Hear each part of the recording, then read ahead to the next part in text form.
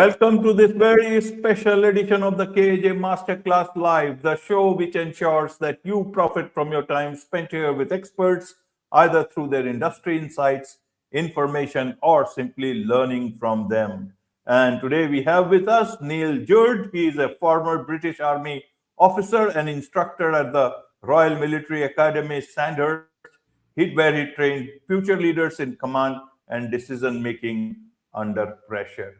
And so he is also the founder of Leader Connect, an online learning platform praised for its practical, evidence-based leadership courses. He's also an author, has written the leadership book. We'll talk about it's a bestseller available on Kindle and paperback. So we'll talk about that also. And he has also been awarded the OBE, that's the official of the Order of the British Empire by King Charles, and is an entrepreneur in residence at Lancaster University. He's also a TEDx speaker. So many things we can learn. So we'll learn from him about how pressure affects leader behavior, why teams need space to think and act, and how to teach leadership without slide deck in ways that are engaging, fun, and unforgettable.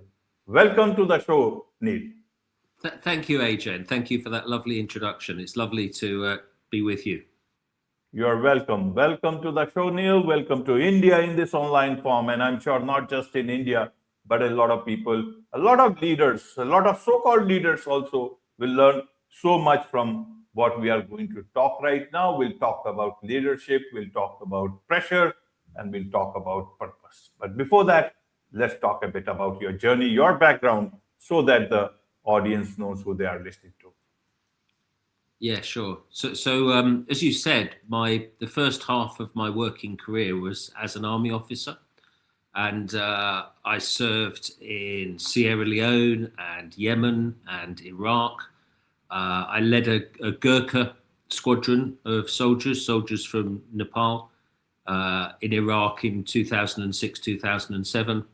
I also instructed at the Royal Military Academy, Sandhurst. When I was a captain, I was what's called a platoon commander, taking 30 young officers, or kind of not quite officers yet, through their training.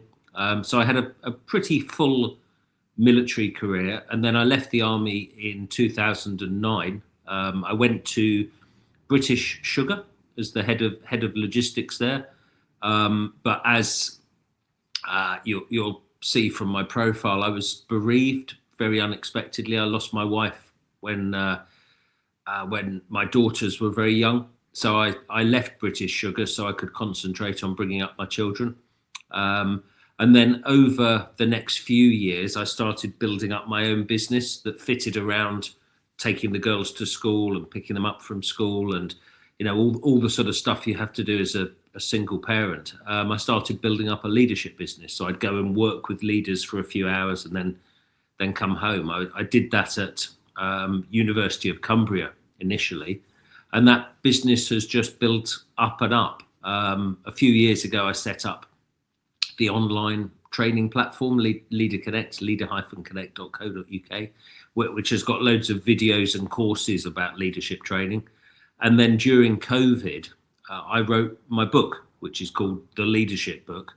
And we now run face-to-face courses based on that book. And we work with all sorts of organizations, from small, like village schools, like really small schools, through to some very large pharmaceutical organizations, investment organizations, universities. So yeah, that's a quick summary of me, AJ.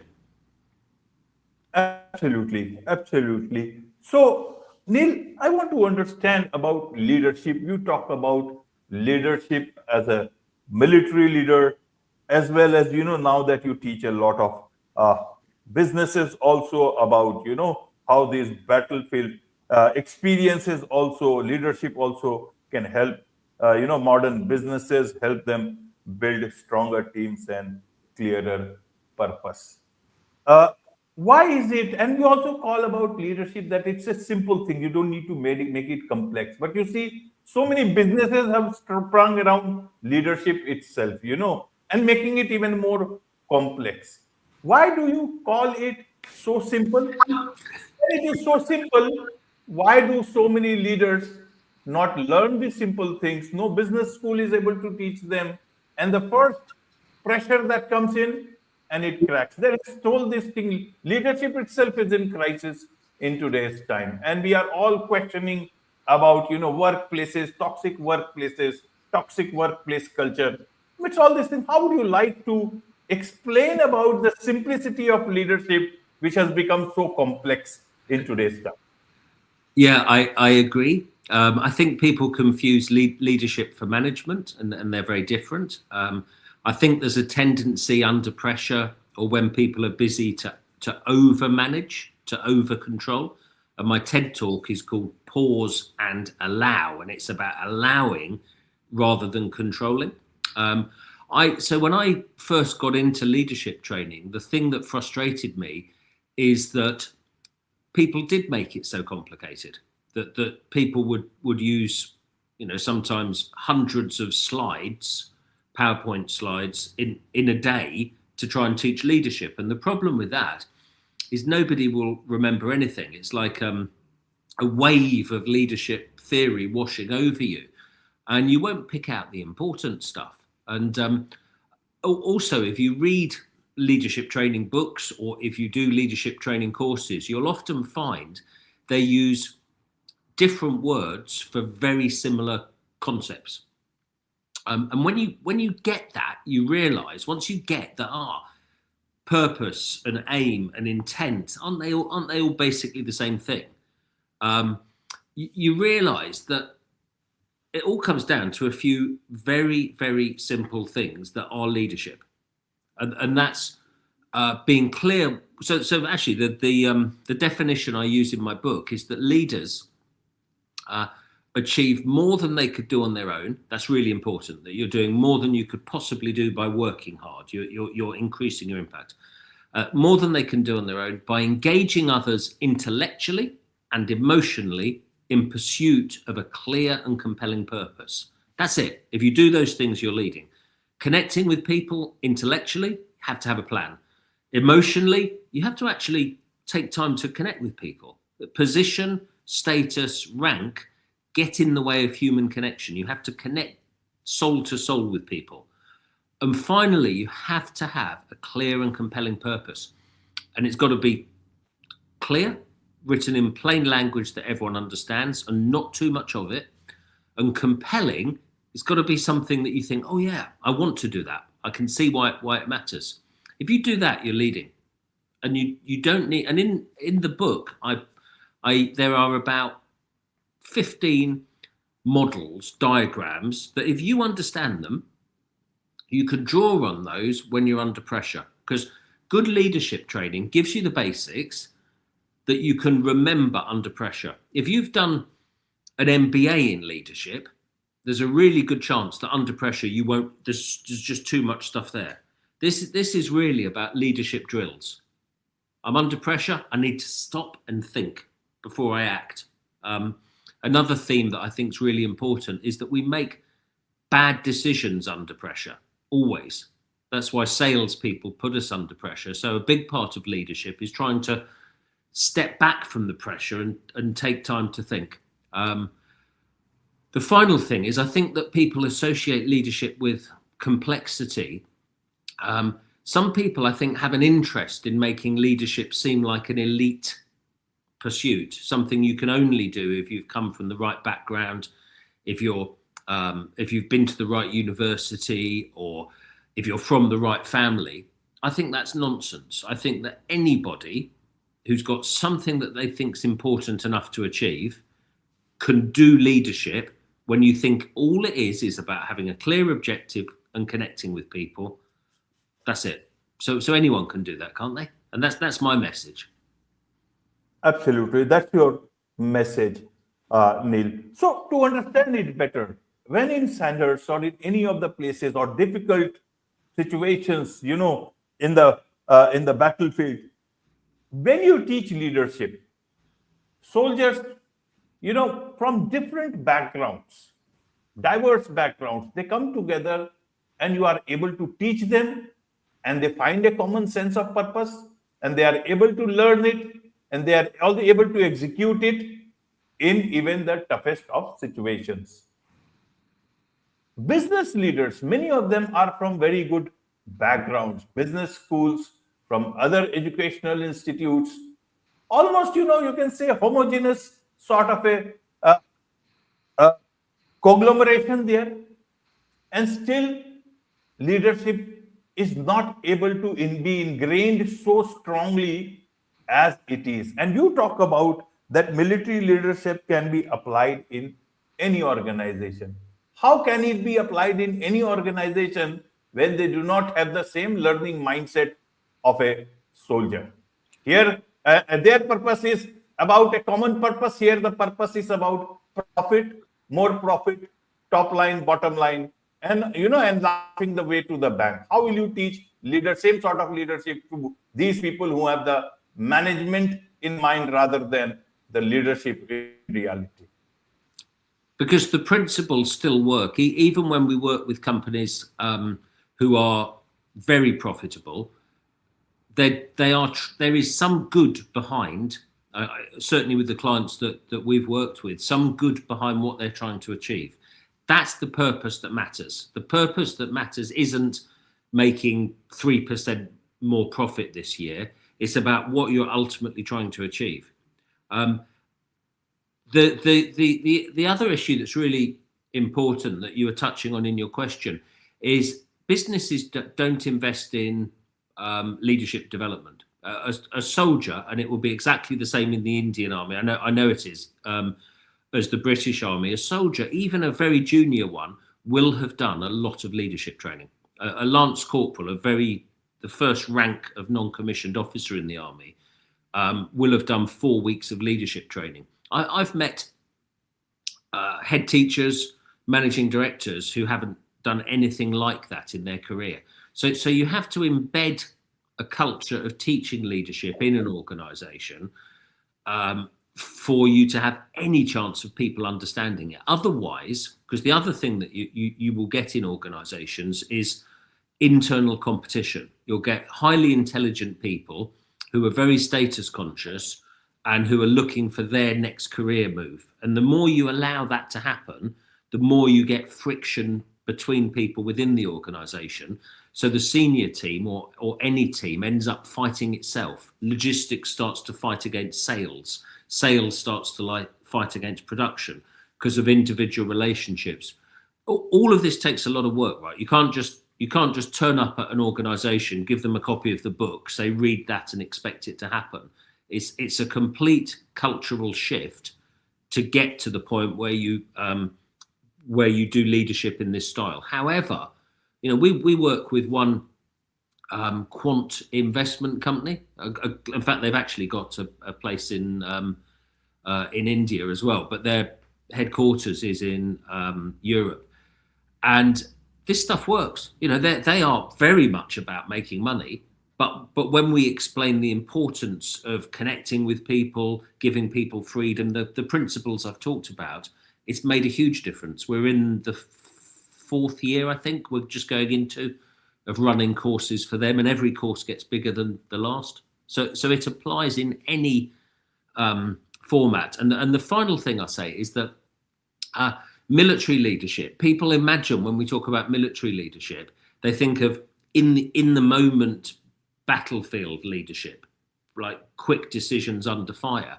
But the framework that military leadership exists in is something called mission command. And mission command is really what I was talking about earlier.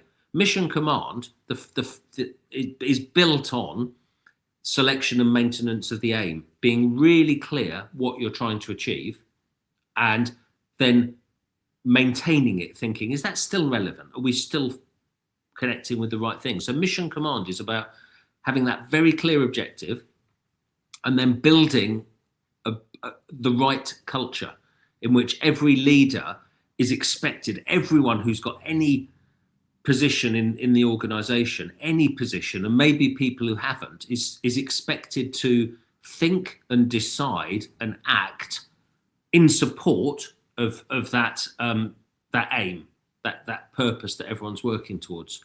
And a lovely phrase which I use in my book about that you find in mission command is freedom within boundaries. You commanders at every level, leaders at every level, but it would be the same in a company. Managers at every level are given freedom within boundaries. They know what they can't do. They know what they can't spend or what the limits are. But within those limits, it's theirs. And the more you can allow that as a senior leader, the less you get caught up doing everybody else's work, and it allows you to focus on the strategic, on the big thinking. Absolutely. Absolutely, Neil. So when you talk about, that leadership comes down to great relationship and a clear sense of direction. What do you mean by relationship here?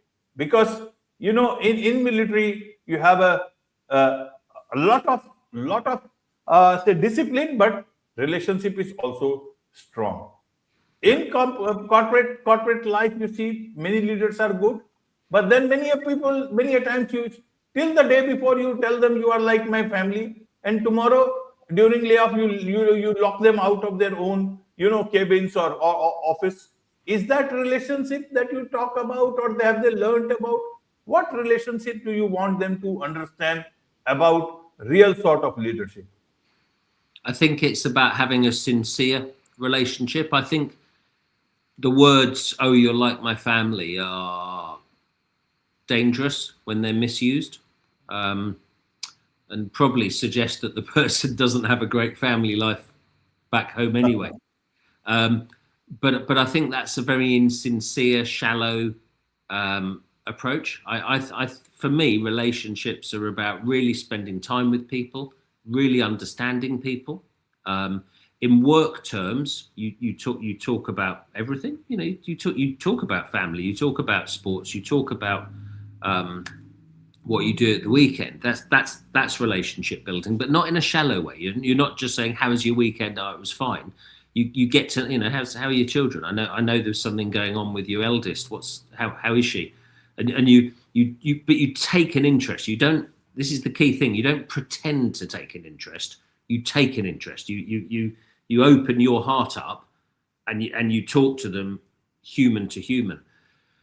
You also talk about what you're trying to achieve, and this is really important. So when you have a plan, if I'm the boss and I'm explaining the plan to people, a really good question is, how do you feel about what I've just said?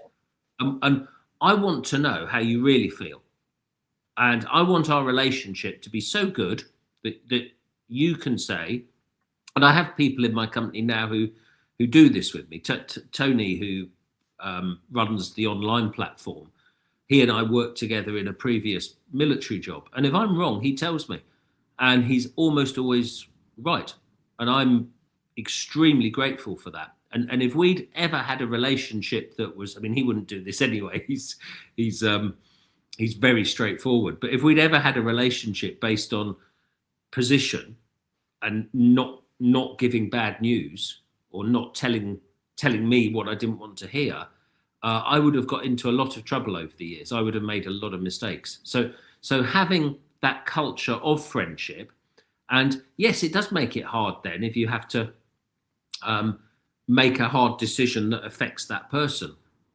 But hopefully you're only making hard decisions for the right reason, because you've thought it through, because it meets the values and standards that you're working to. So if someone who works for you, who you have a close relationship with, is not performing well enough, but you believe passionately in what your organization is trying to achieve, well, you can have that conversation, can't you? And if the relationship's a good two-way relationship, you can say, "Listen, friend, this isn't working, is it? You keep making these mistakes. What are you going to do about it? How can I help you? But what are you going to do about it?" But you can have honest. I've had many difficult conversations with people over the years, and it's always been okay. It's always been okay, even when they don't like it, or when it's an uncomfortable message. The overall relationship is almost always preserved. The close, trusting relationship. When I was serving in Iraq, my second in command there, a Gurkha captain called Kim Gauchan, he's a wonderful man. He's the godfather to my younger daughter. So we had and still have, 18 years later, a very close friendship outside of our core business. But still, if he did something wrong, or if I was off track and was about to make a mistake, we would have a conversation where we would be open about that. So it's about having great relationships which allow you to discuss the truth. Because if you're making leadership decisions where status and rank and position have got in the way of the truth, you will make mistakes. Absolutely. And Neil, when you talk about, that the behavior of the leader affects teams, what does it actually mean? Many a times, the leader is mostly sitting high up in the corner room and all those things, and people are, secluded in their own cabins or places of work. Help us understand how generally a leader may think, I am doing it in my own way, and the employees are only impacted with the decisions in terms of what day-to-day work I am assigning them or not assigning them. Rest of it, I have my own style of working. Some people think I got to be a very strong leader, so I will not talk much with my team. I will look, a bit aloof. Then they will start respecting me. Help us understand from that sort of a behavior that, employees start looking at the leader as almost like, out of this world, who cannot be, who you find difficult to relate with. Yeah, and when you say it, it doesn't sound good, does it? When you describe that leader who's isolated themselves, who's created a sense of like an aura of mystery around them, almost made themselves a sort of demigod where nobody can question, nobody can approach.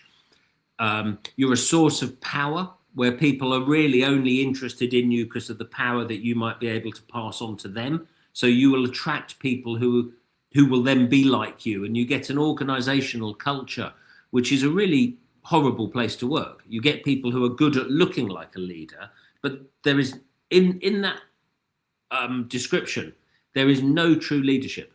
There's no connection with people. You're only dipping in to give people direction and control what they're doing, which again isn't great leadership. So for me, and I wrote in the book that a really important thing is the cup of tea. It's going to spend time with the people that work for you, and if they offer you a cup of tea, always accept it, because it means that they want you to stay for a while. It's like you're going to stay there for at least 10 or 15 minutes chatting. So the leaders should not be stuck in their office. Absolutely not, because you won't have any feeling for what's going on. Your only connections to whatever it is you're producing or doing is through a very limited number of other people who are controlling the access of others and information to you. So you're not able to think. And a huge part of leadership is thinking, because of that clear and compelling purpose and just understanding what's going on. So to understand what's going on, to understand what the competition are doing, to understand what's going on in your warehouse, or to understand the frustrations that the IT system is causing, you've got to go out there and talk to people, talk about, this is human connection. How are you? All the stuff I was talking about. How are you? You look great, or you look tired. What's going on? Have you is something worrying you? But you have those conversations with people, and you let the truth come out, and then you're informed by that truth. There's a lovely model called the OODA loop: observation, orientation, decision, action. Again, I've used it in the book, but it comes from fighter pilot training. Observation, orientation, decision, action. A good leader is going through that loop. Observation, what's going on? What do I notice? Orientation, you take time to think about it.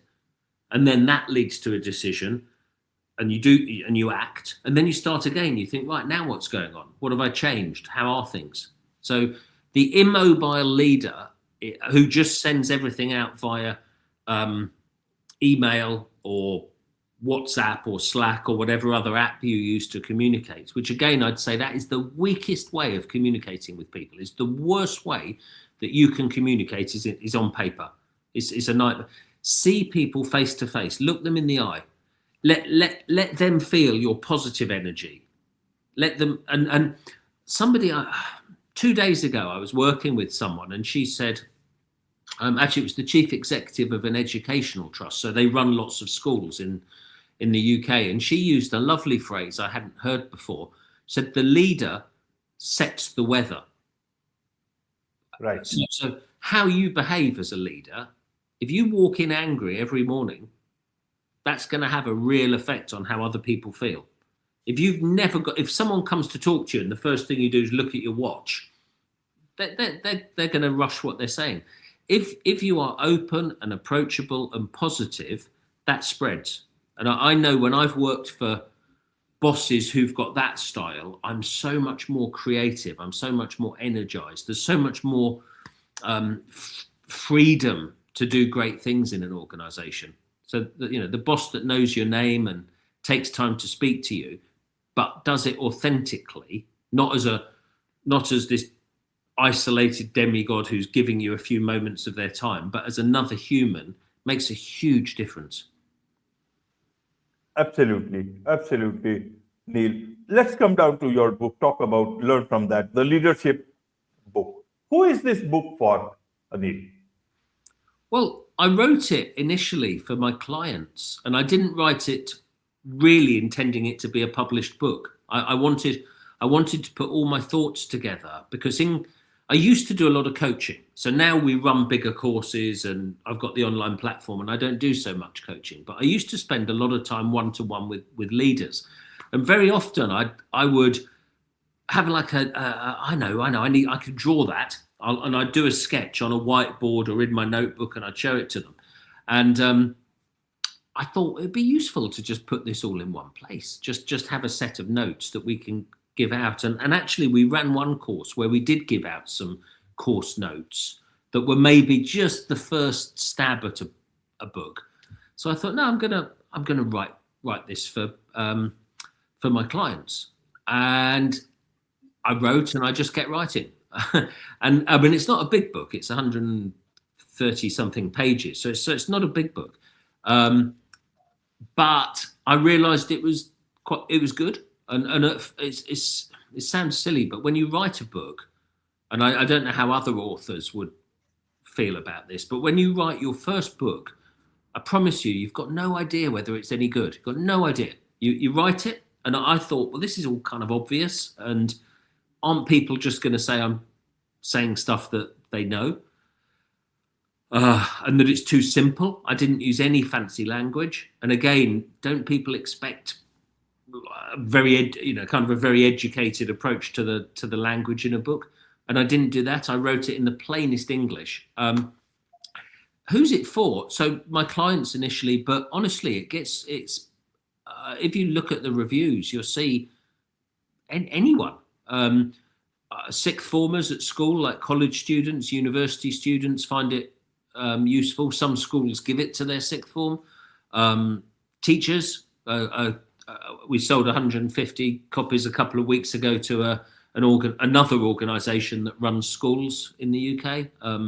Hospitals, the National Health Service, who run a region of hospitals, have bought a couple of hundred copies up here. So like any leaders in any field, because it isn't leadership in schools or leadership in universities or leadership in business. It's just plain leadership, and leadership is the same whatever you're trying to achieve, whether you're trying to lead an army or run a gardening business. It's the same things. Just be clear what you're trying to achieve and then connect with people. Absolutely. It's the same thing. Then in terms of, leadership, and I want to understand how you have dealt it in the book about the pressures on leadership today. What are the genuine pressures that they are facing?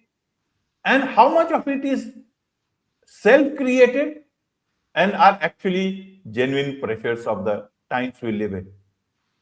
Yeah, it's definitely some of it self created, but it's also very hard to resist the pressure of technology, because technology pushes the pace of everything. Anyone can produce a, while we're talking, I could go on ChatGPT and produce I could say, give me a 70-page analysis of this podcast that we're in, and 30, Right. and so it's very easy to create stuff that makes you look busy, and then throw that at other people who are then having to respond to it. And a culture of being busy, attending meetings. We'll do a 9 till 10, and then 10 o'clock I'm with someone else till 11, and your day just fills up, and it takes away the ability to do all the things that I've been talking about, because taking time to think, taking time to go and see the places that you're in charge of, to get a feeling for what's going on in your business or in your school, to walk around the classrooms, that's taken away by the fact that you're relentlessly busy. And of course, connecting with people, you cannot connect in this, and I don't know why. There'll be science behind it. It's an opinion of mine, but I would say with certainty, I know I'm right. You cannot connect with people the same way on here as you would if you're sat in the room with them. It's something to do with pheromones or smell or something. But there's something about when you're actually in the space with someone, when you can see their feet, or as well as this bit. That connection is so much more meaningful. So, but the way that we're working is pushing that out.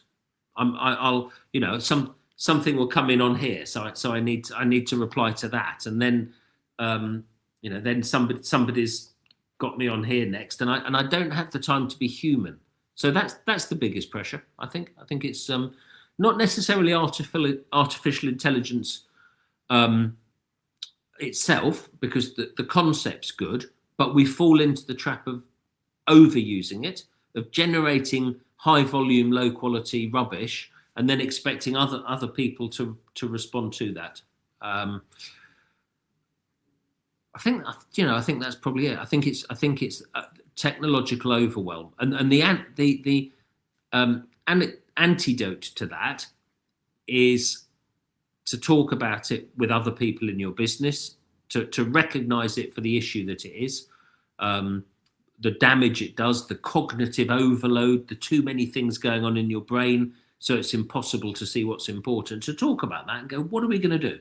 How are we going to do less irrelevant, busy activity and focus on what we're really trying to achieve, which is whatever our objective is, and then building the great relationships that enable it.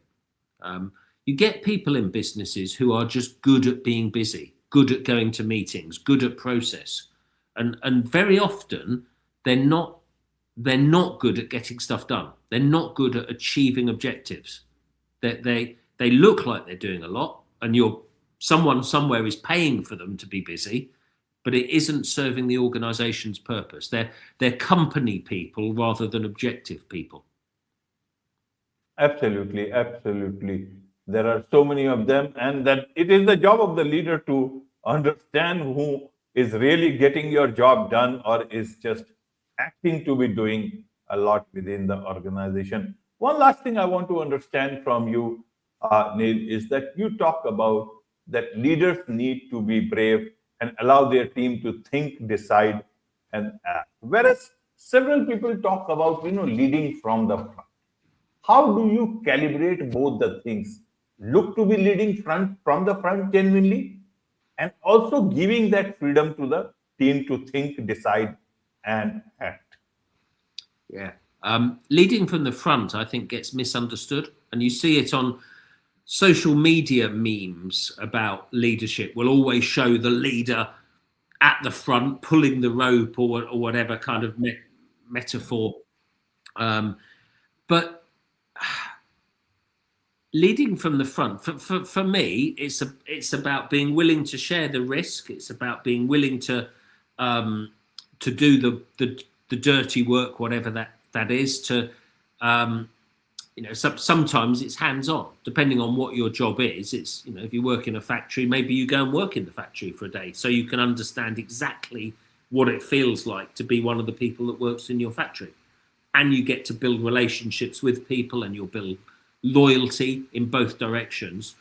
That's maybe leading from the front type stuff. In the army, it meant being willing to go wherever there was danger. It meant, for me, I was a logistics officer. It meant going out on convoys to other parts of Iraq, which is why I've got a shrapnel dent in my face. So leading from the front, I think, just means being willing to share the risk and not telling other people to do things that you wouldn't do yourself. But that isn't the same as doing everything yourself. It's a willingness to do it, possibly a background where you have done it, but it isn't the same thing as getting stuck into what should be other people's work.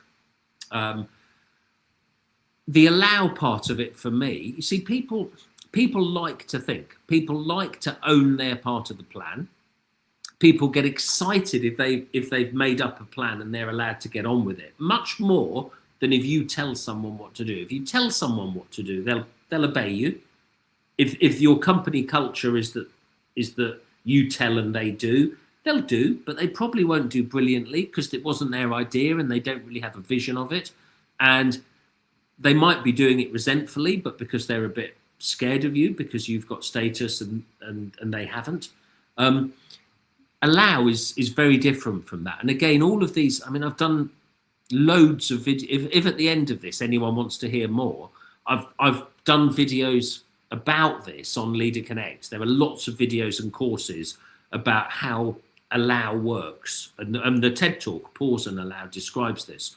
But the more you control things as a leader, I have this idea that leadership casts a big shadow, and control casts a big shadow, and if your manner is to control everything, people won't develop or grow or think or create around you.